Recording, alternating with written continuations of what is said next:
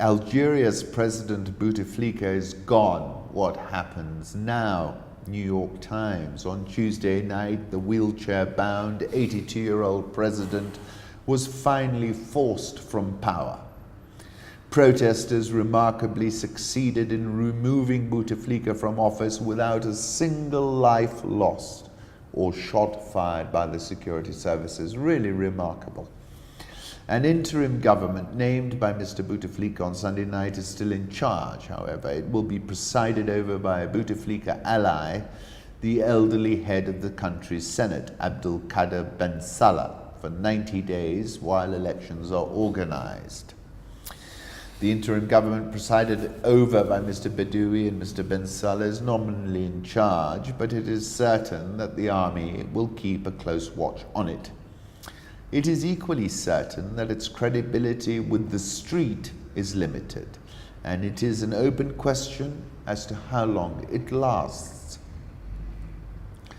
And saying, although their main demand has been met, other men in the televised images symbolize the protesters' other complaint that Algeria remains in the hands of the system, the nexus of compromised politicians, businessmen and military who have kept democracy firmly at bay. The protesters have been unified under the slogan Système dégage, or System Get Lost. Everybody associated with the Bouteflika regime is suspect in their eyes and has no legitimacy. They're demanding nothing less than a clean slate, new leaders, real elections, and a real rule of law. Algeria has known none of these things. General Saleh himself, though now proclaiming himself on the side of the crowd, was very much part of the old regime. Now, this article is asking, is the army now willing to turn the country's future entirely over to civilians with no say? Unlikely.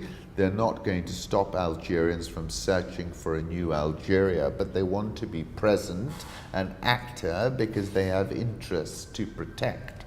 It is this role that is problematic, Mr. Abidi said. The army is the only decisive actor. But since February the 22nd, the date of the first demonstration, there is another actor, the street. He added, it is the army that is saying to the street, I am your interlocutor. In this photograph, the ailing President Bouteflika is shown on state television handing over his resignation letter to the head of the Constitutional Council. I remind you of Marwan Bishara's tweet, which remains relevant and what the New York Times was expounding upon. The big question facing Algeria, like others before it, what, not who, replaces Bouteflika? Returning to that quote about a new player, a new actor, the street, I take you back to Paul Virilio. The revolutionary contingent attains its ideal form not in the place of production, but in the street, where for a moment it stops being a cog in the technical machine and itself becomes a motor, machine of attack, in other words, a producer of speed. The crisis consists precisely in the fact that the old is dying and the new cannot be born.